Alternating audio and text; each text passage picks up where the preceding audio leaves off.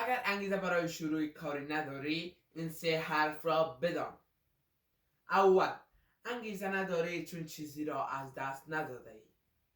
تا وقتی درد نباشد حرکت هم نیست. آدم ها وقتی می جنبند که توان نجنبیدن را داده باشند. از خودت بپرس اگر همین طور ادامه بدهم چه چیزها را از دست خواهم داد.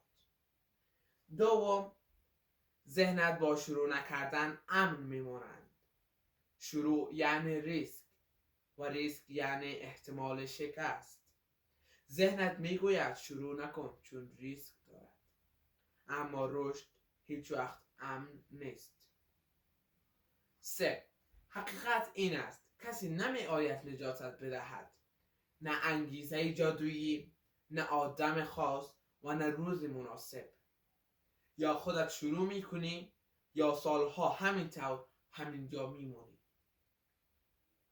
در آخر، انگیزه نداری چون هنوز چیزی را از دست نداده ای.